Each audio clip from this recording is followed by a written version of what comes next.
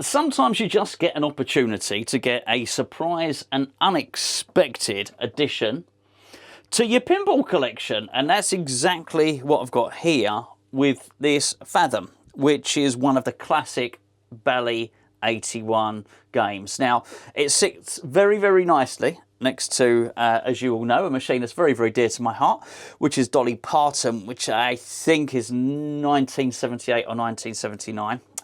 That's a Bally. It's quite interesting, having spent so much time playing the Dolly Parton game from what is 2-3 years earlier to now spending time with this game from 1981, and just sort of having a look back and seeing how much technology has jumped on, has moved on. Because these games are absolutely full of charm. In fact, that probably demonstrates one of the first things that I noticed, the difference between the two games. So whilst Dolly Parton has chimes and has some form of melody to it, you turn it on and it goes dum, dum, dum, dum, dum.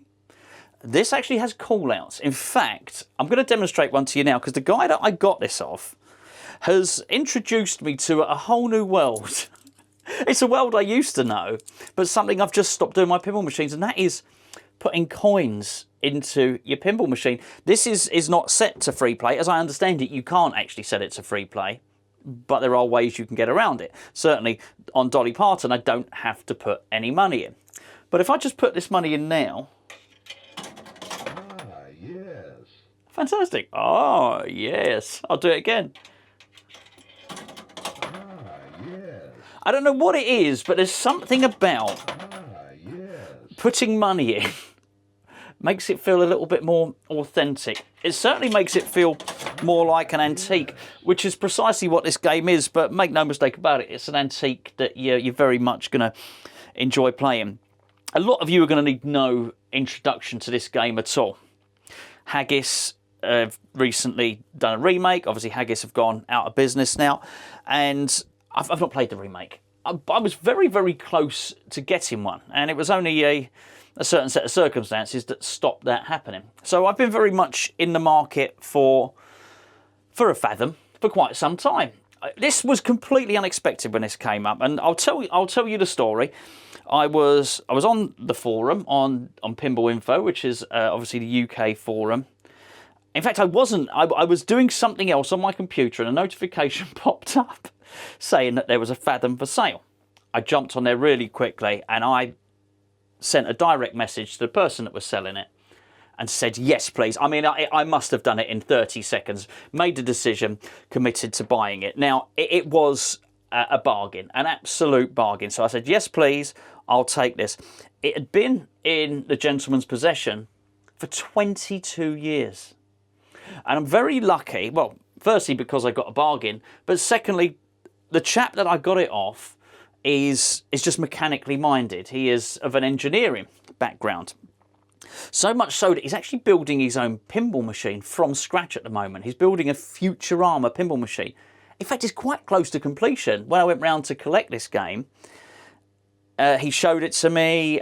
We had a really, really good look at it, and I'm going to go and revisit him separately to go and produce a video just demonstrating that game. It was amazing. So I was really lucky. Not only is it been beautifully cared for, it's been in the hands of somebody who's mechanically minded, well, for almost half of its life. And that's a real benefit when you're going to get a game like this. And it means there's really... It means there's really very little for me to do to it. It's in original condition. There's no LEDs. I tell a lie. I put LEDs in it just to see what would happen. You might well see on the back glass. There's a little bit. It's a little bit more blue here on this halfway down this mermaid's tail, and yeah, you probably see it's popping out a little bit more. But aside from that, it's in original condition, and I think it looks absolutely fantastic. Particularly when you see it. It's not had the sort of overhaul and refurbishment that Dolly Parton next to it has had, which was done by Keith. Who's just a great guy at New Forest Pinball. And actually, whilst Dolly Parton, I know you can't see the full thing on the screen, but we've featured this game on this channel so many times. You'll have seen that plenty of times before if you're an established subscriber on the channel. This is a remake. This is, I think it might be CPR, possibly. I think that's a CPR remake. This is original. It's in as good a condition, I think, as I've seen any Bally 81 back glass. Absolutely amazed with it. And I've got an 8-ball deluxe, and I've got a CPR remake for that back glass as well. So this is in absolutely pristine condition. And the story goes, there was a lot of people interested in this game, and ideally I would have sort of bought this game without anybody knowing, and then just done the reveal video. But what happened was, there were a lot of people obviously wanted this game, and there were a lot of people saying to the chap who'd sold it, oh, you know, you're selling this too cheap, and I bet this is just going to get flipped and turned over for a profit. And I was watching this unfold, and there was one guy in particular who had sort of semi got accused of getting this game. Of course he hadn't. It was me that had got it, and so in the end I had to pop on there and say, look, it's me. It's me. I'm the one that's purchased the machine. And to be fair to the chap that sold it, he was under quite a lot of pressure to up the price, and he never did. He stuck to his price, and so I got a real bargain for this, and I'm very, very grateful for it, as he knows. And I've invited him to come back and play it anytime he wants. I'm very lucky because he lives locally, and also he needed it gone quite quickly, and I've got a van, and everything, all the planets aligned for me to get this wonderful, wonderful game. And I was thinking, actually, of taking it to Pinfest, which is... well, Pinfest is on the 22nd of this month in Daventry. And if you've not got a ticket and you're not going to Pinfest, it's not too late. You can still go and do that now. The link will be... well, I was going to say the link will be in the description. Google UK Pinfest. That's your quickest route. If you Google UK Pinfest, you can go and buy a ticket there, and I'm quite sure you can come down on the day as well. You can either sort of buy a ticket, I guess, to join in for the whole weekend, or the VIP sessions, or one single day.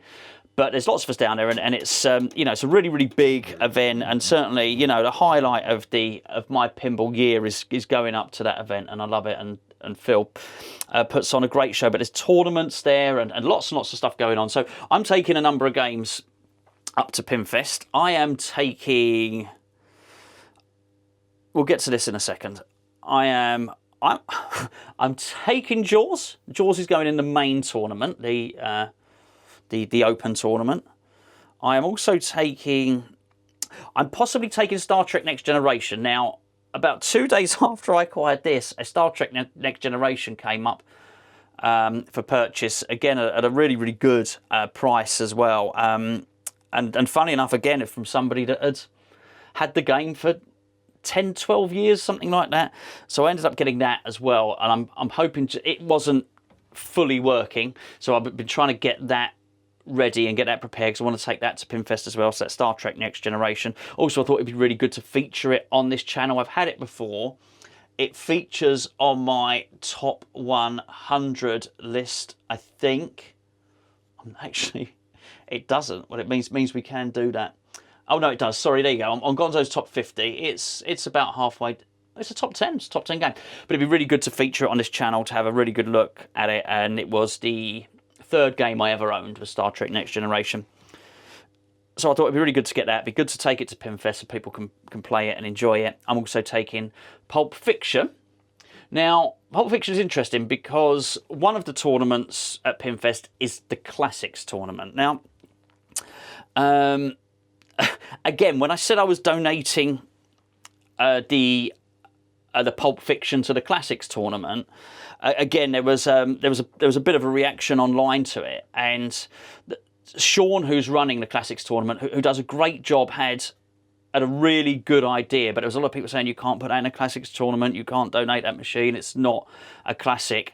And we're sponsoring this year. Gonzo's Pinball Flipperama are sponsoring the Classics tournament at Pinfest, and when we did that, we knew what Sean had in mind, but unfortunately we didn't particularly want to reveal what the plan was with that game to make the tournament just well, to give the tournament more prize money, really, and just to make everything a little bit more interesting. And that was to run a side tournament, which is going to be a Jackrabbit Slims 1-ball twist, which is going to be, you get 1 ball on Pulp Fiction, and I think the highest score over the 3 days of Pinfest is going to be, the highest score gets £100, second highest 50, then 25, then a tenner, and whatever proceeds that game takes will then be going with the rest of the money that's been generously donated and which Sean has collected and runs this, and is going to be going to the prize pot for the classics competition. Now, I did say to Sean, I can bring Fathom if you want, because I'm donating a game to go in the main bank as well. And I said, because I was originally going to take Dolly Parton, but Sean said, no, I want Dolly Parton because it's brutal. And he's right. Dolly Parton is brutal. So we're not going to bring this year, but I probably will take it next year.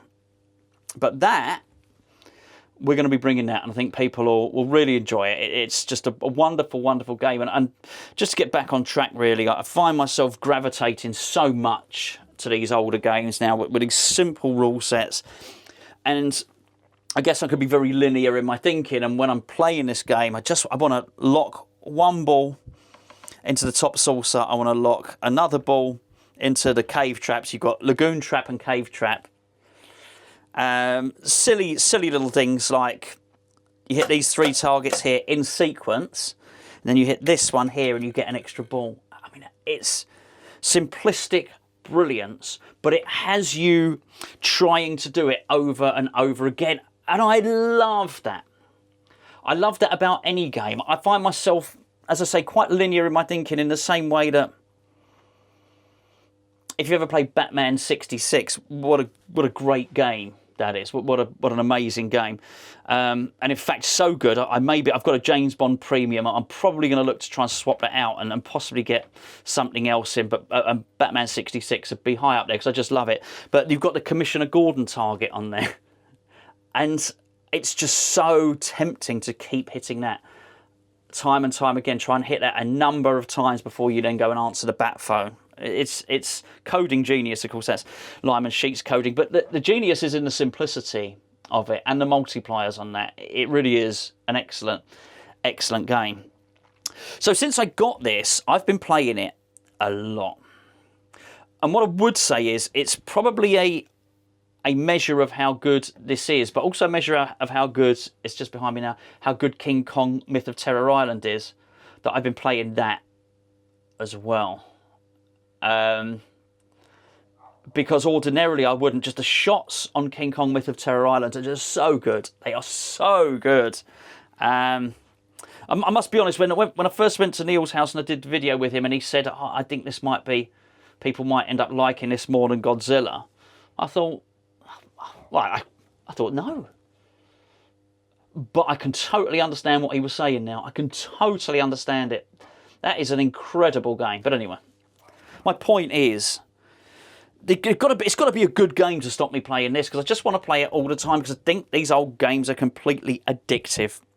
They are wonderful. Anyway, I just wanted to tell you the story about this game. For regular watchers of the channel, announced that I have a Fathom in my collection now, which I'm absolutely thrilled with. Absolutely thrilled. Poor old Theatre of Magic has stopped being played at the moment because I've been playing Fathom and been playing King Kong, but it'll have a renaissance again. Jaws has not been getting played. I still love Jaws, but it's not working. So I've actually got Martin from Go Pinball, who is coming over on Tuesday, I believe, to come and give a few games a once over and get that. It's just the flipper button's not working, so he's going to come and fix that. And there's a few other things and a few other games. So we're going to get the games working, ready to go to Pinfest. So, yeah, as I say, get down to Pinfest. 22nd of August in Daventry. Just Google UK Pinfest and everything you need to know is on there. If you haven't pre-registered for the tournaments, no problem. You can do that when you're there. That's no problem. It's just with the classics competition, you got a free t-shirt and stuff like that.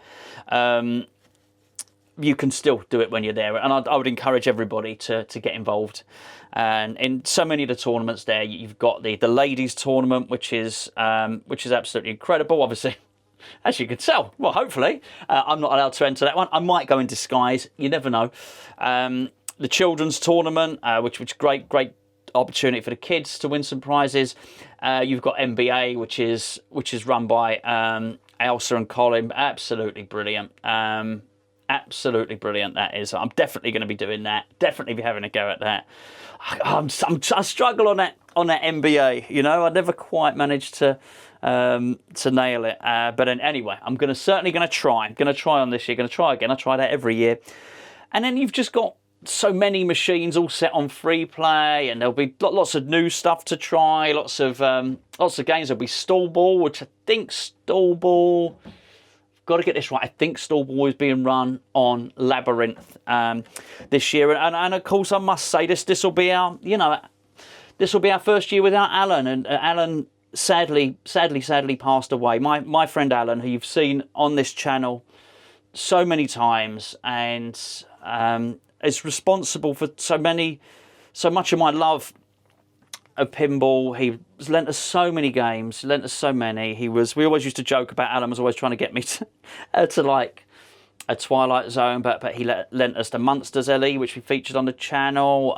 He lent us World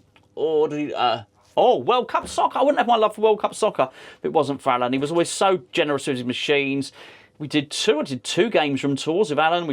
Featured his wonderful whitewater restoration on here. To say he's a friend of the channel would be doing him a disservice. A dear friend who sadly passed away with sarcoma, and after a long, brave battle where he did so well. He did so well, and never ever lost his love for pinball.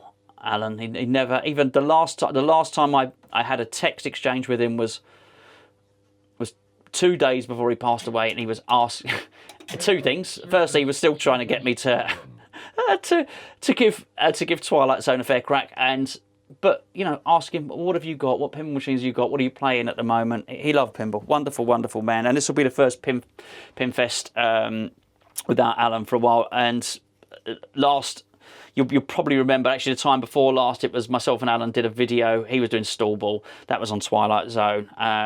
So it won't be Twilight Zone this year. It will be Stall Ball. Will be on Labyrinth. I couldn't tell you anything about the game. I don't know where. Obviously, it's going to need magnets. The original Stall Ball was the Shadow, so you just need somewhere with magnets where you can stop the ball. So clearly on Labyrinth, somewhere has got some way you should do that. But that's another great thing and a great way for people to get involved. Right, I'm going to take that camera off the tripod there, and I'm going to give you a little close look on this. Have a little close look, have a look around, and then hopefully we can we'll try and have a quick game. It'll be nothing spectacular. I just thought I'd just do a quick introduction video so you can see the game. So you'll have to excuse the mess because, well, we're getting ready for Pinfest, and yeah, there's boxes of stuff and all manner of things getting ready to go. First of all, you'll see, I just want to make this point because we've got a restored game here, and this is an original game, and you can see it's in really good condition. Now, ideally, I'll get this door polished up just like this one, which looks fantastic, and I will get the twanger polished. Everyone likes a buffed twanger, whereas you'll see this one, well, it looks like it's, you know, whatever it is, 45 years old. Hasn't got the same twang, if I'm honest. Anyway, I'm absolutely delighted with the condition that this game is in. I want to show you the side art without having to pull it out. You'll see it's in pretty damn good condition, this game. I'll just show you here the lock bars on each one. So again, this has been highly polished. It isn't chrome. I'm pretty sure it's not, knowing Keith. I think these are all just really highly polished. So I think we'll get the same done on here. Well, let's take a close look at the game, shall we? So, as I say, it's completely original.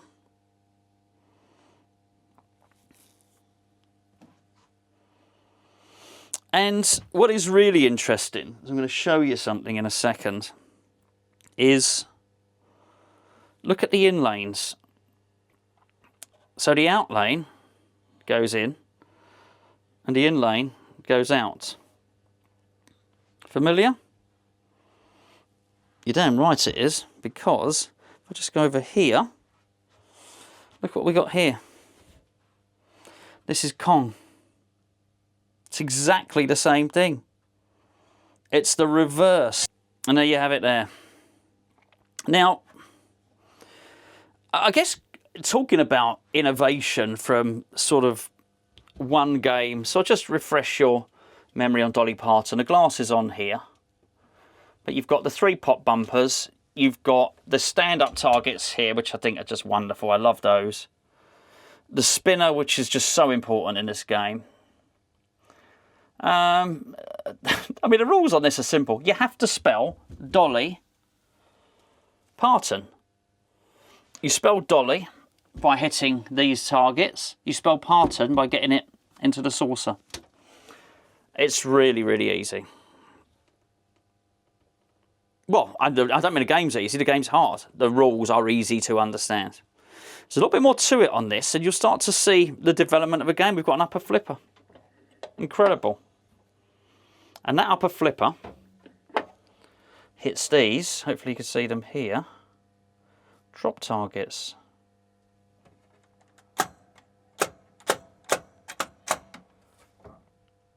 Each target 900 points.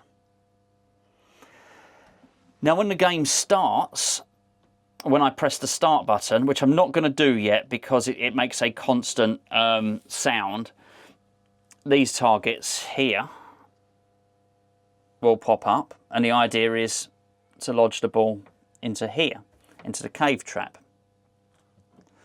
We've got a spinner here, which I'm going to get again. I'm going to get that so as it can be ripped properly. So that's going to have to be balanced out correctly.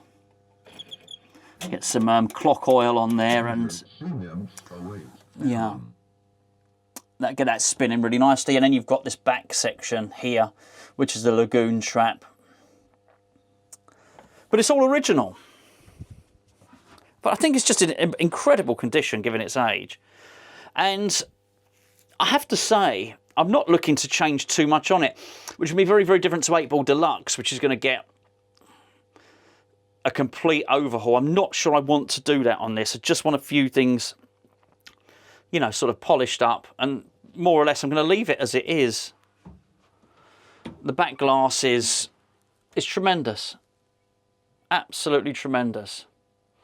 I don't know what's going on. I don't know what these mermaids are doing to this poor geezer. But it looks suspicious. Anyway.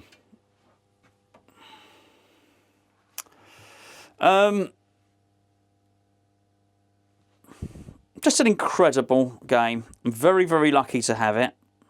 Very lucky. I couldn't tell you the amount of times I've just missed out on, you know, just missed out, and then, you know, you snooze and you lose, don't you? And that's what people would say.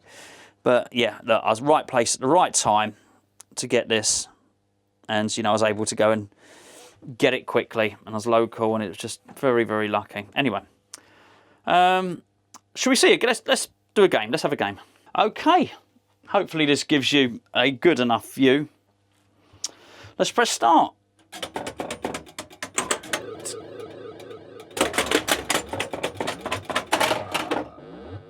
There it is. So all the targets have popped up into sequence.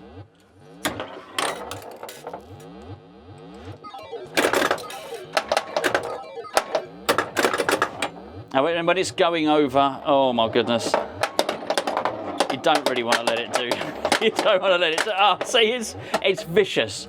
It's funny because Sean said bring Dolly because it's brutal. Yeah.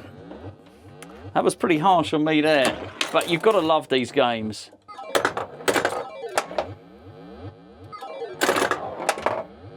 Okay, so I got it there. So I don't know how to play this game. I wouldn't say I've got a strategy. I'm either going to hit those in sequence or go in for that there. Oh, damn it. Which I didn't manage.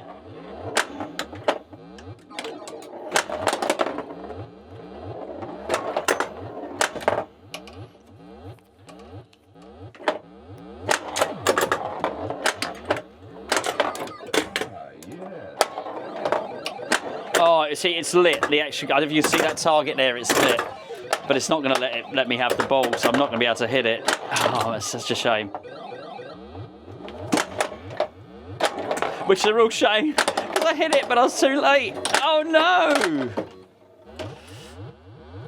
It's just a fun game. What I love about these games, if people come over to play, particularly non-pinball playing folk, they'll play these games for hours because you just explain the rules in 30 seconds and they just enjoy them so much, which you just can't do with modern games.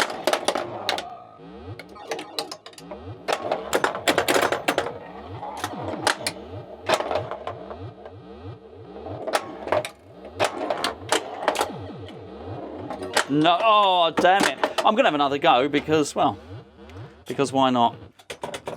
Actually, thinking about it, I don't know if you watch this, Sean. I'm thinking about it. Dolly Parton is set to 5 balls, and I don't know how to change it. So someone better know how to do that before Pinfest, because you're not going to want that set to 5 balls. Let's have another game.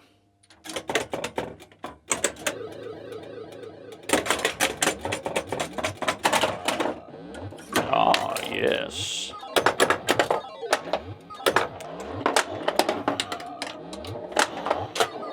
Oh man, it's so hard. Now when it's going over those the ABC there, it's increasing here. You've got a blue bonus, you've got a green bonus, and going through B, I think multiplies both of them.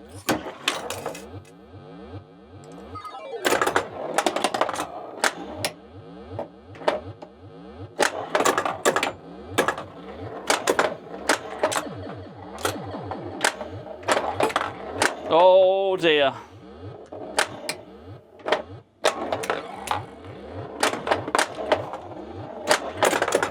And it's funny, so on the 8-ball deluxe, oh no, yes, I did it. On the 8-ball deluxe, it's got a, don't you dare. Yes, you see me? Oh dear. A Cruiseman, oh I got it in there.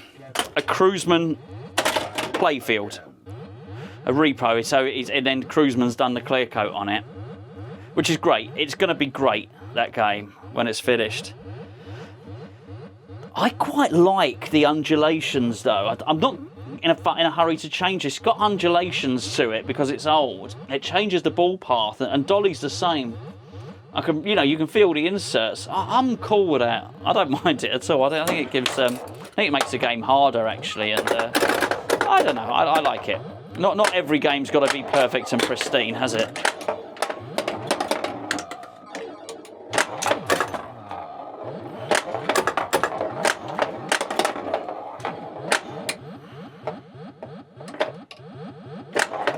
Oh man, I thought I was going to get in that lagoon trap then. I'd have both been the traps.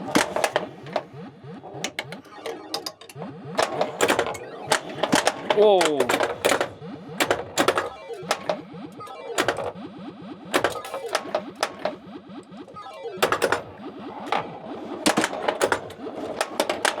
Don't you dare! Oh, what a save.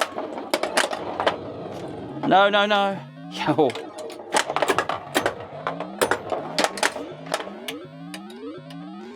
Oh dear. Oh man. I got a multi-ball!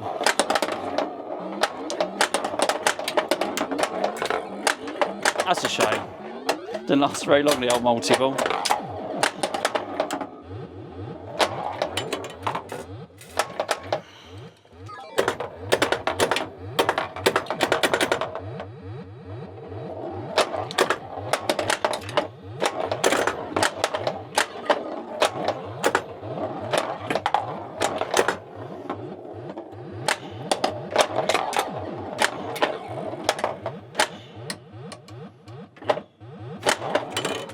Yes, I got it in the top one. Again. Dive again.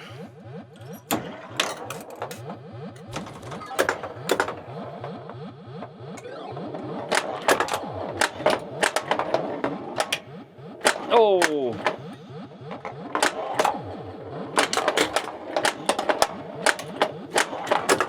I'm trying to get it up to that spinner. Oh dear. It's just not spinning enough, unfortunately.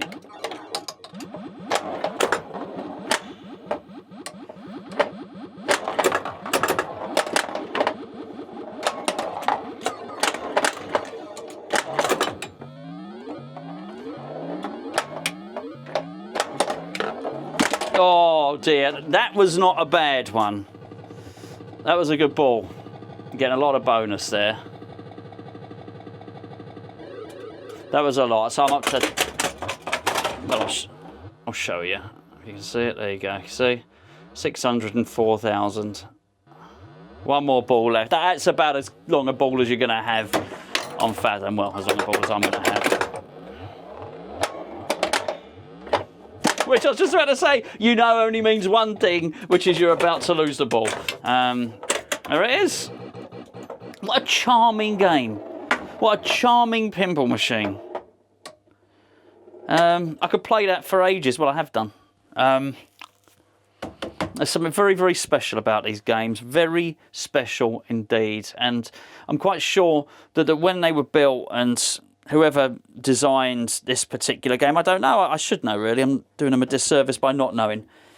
But they probably never imagined. They didn't fathom that it would be in use when it was designed and manufactured in 1981. They probably had no idea that in 2025 somebody would be playing this and enjoying it. And yeah, I mean, they just wouldn't have done. These things were meant to earn a bit of money in an arcade, and you'd put your coins in. Well, actually, I'm going to put another coin in. You'd put your coins in.